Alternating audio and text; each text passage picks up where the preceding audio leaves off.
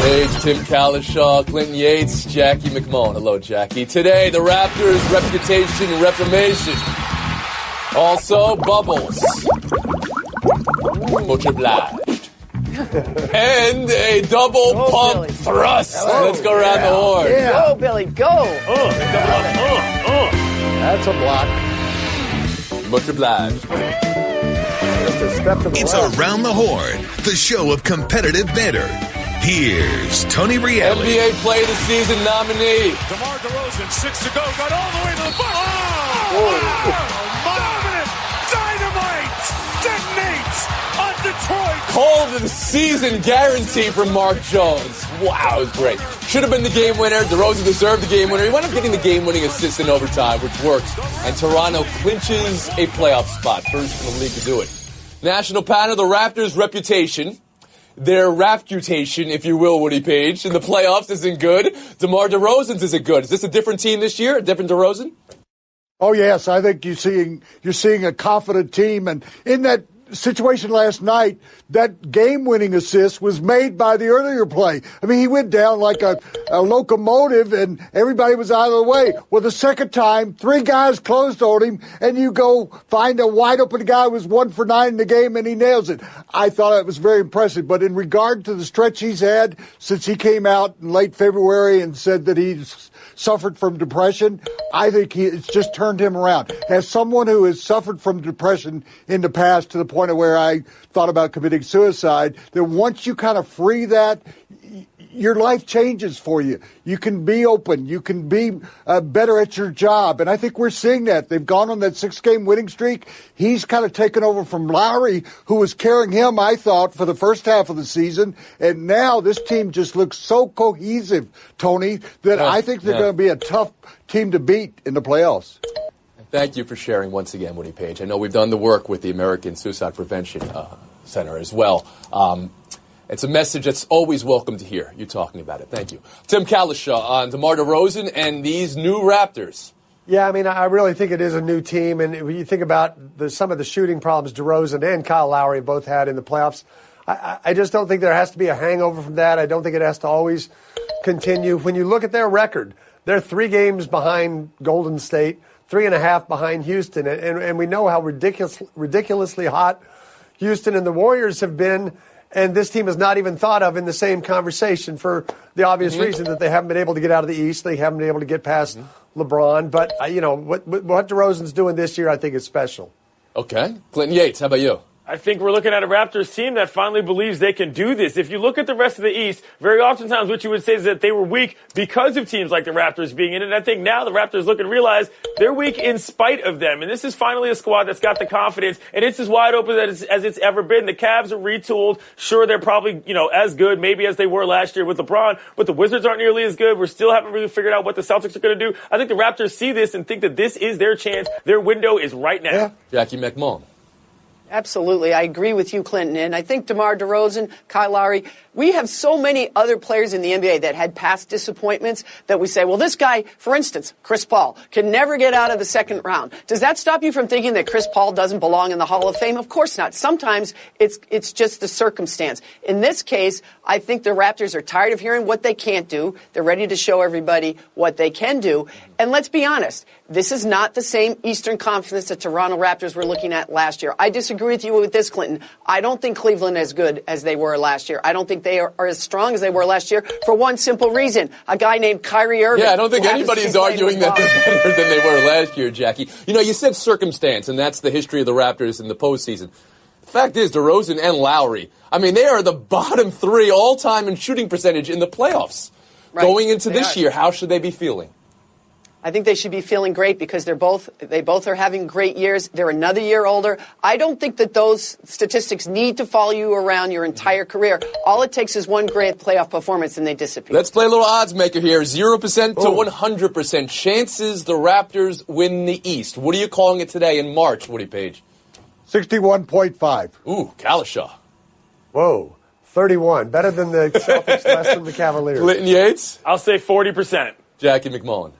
65%. The Raptors. I'm All right, bullish on the some Raptors. big numbers, real big numbers. Wow. I know we were horned. I'm going to take a second here, though, because one of the great things about DeRozen going public and being honest with his dealing with depression and anxiety, and of course there were a lot of great things, right? The public service he provided to people and how it shines a light on the many stigmas of mental health. I've talked about that a little bit. But another great thing is everything you just said about him doesn't matter. Because he's not going to let it have an outsized consequence. Because he knows his truth. He's confronted that. And he knows all he can control is how he reacts, not how you people react. That's why he's playing free. Good point. Yeah, That's why he plays free. Got kind of deep here. I'm not sure you expected that from a sports TV show, but let's keep it here. We'll move on. Houston Rockets, 17 straight wins. Clinton, you called this right on yesterday's show. Thank you, sir. James Harden, quote, "We're just out there swagging and hooping." He also said they're not worried about wins, just playing the right way, and that will carry into the postseason. Tim, how much do you think a regular season win streak like this can carry into the postseason?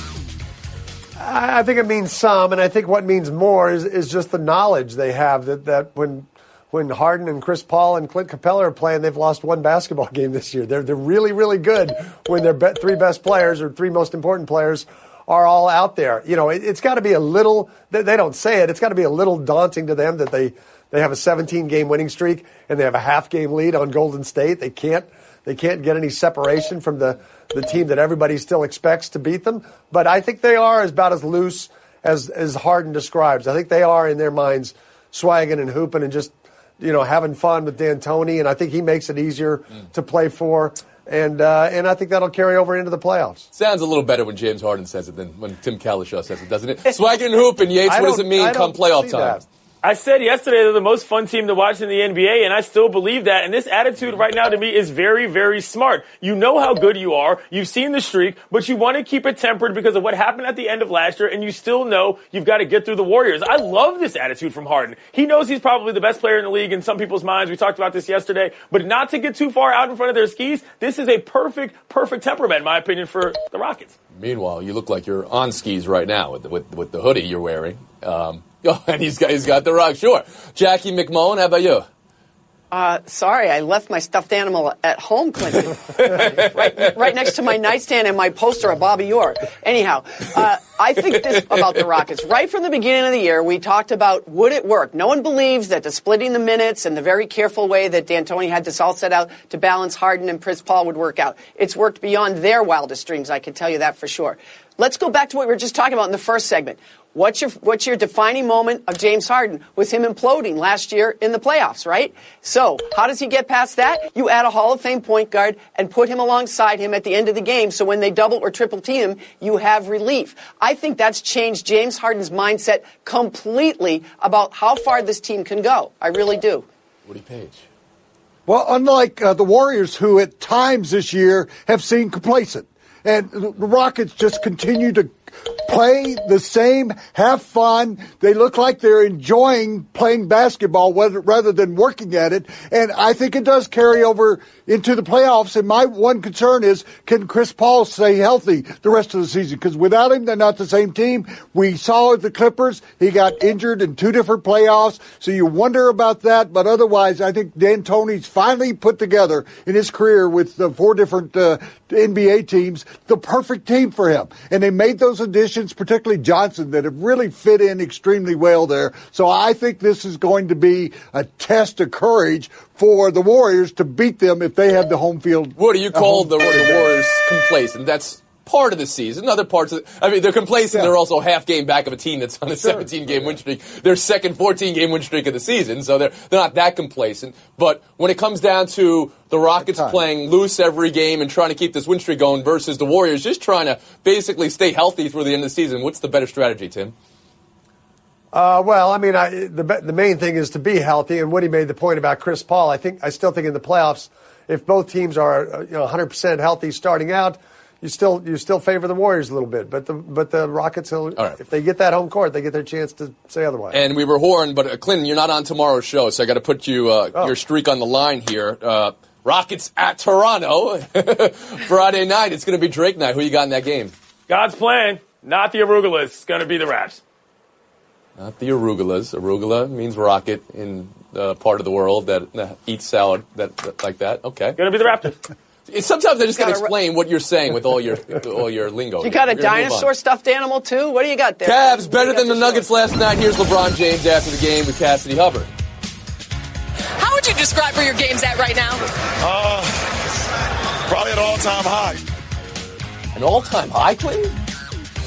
Yeah, I mean, that's great. I'm sure that LeBron feels great about himself, but let's not forget that they revamped this entire squad just a few weeks ago. So whether or not he's playing the best, I think isn't as important as whether or not this team is going to look as good as it once, getting back to the Raptors. A lot of these teams believe that the Cavs can be taken down. Jackie mentioned it before. LeBron being at the top doesn't necessarily mean that the Cavaliers are the best team in the East. So I'm happy for him, but that doesn't necessarily mean the best for Cleveland fans. Jackie Mack, all-time high for LeBron? I am calling shenanigans. Are you serious? It was like just a little over a month ago that they got waxed by 32 points by the Houston Rockets, all of them looking disinterested, incredibly dysfunctional, including LeBron James. My research assistant, Cam Barasano, reminds me that there was a quote from LeBron after that game that said we should be banned from national television for the rest of the season. So how can we now say 5 weeks later, this is the best season he's ever had? I watched this dude go wire to wire with the Miami Heat, where he was the best player on the floor offensively and defensively. So, yes, he's playing great right now, but let's not call it the best year he's ever had. Well, Jackie, he's been renewed. That was a team that was going nowhere, that was drifting. It would maybe even fall below the Wizards. But now, when you have that infusion of new people with a fresh attitude and the way that he's playing and the way he's reacting to that, I think he feels like he's on an all-time high. I found it funny that he would say that in Colorado, all-time high. He would have picked somewhere else, I think, if he wanted to say that. But we know. In regard to... Yeah, that's a horn for Woody. Khaled Shaw, year 15 for LeBron, age 33 for LeBron, all-time high? There's a way to look at it where what he's saying makes sense. He's averaging 30, 10, and 10 since the All-Star break, and that's with a new cast of characters. He's having to do more leadership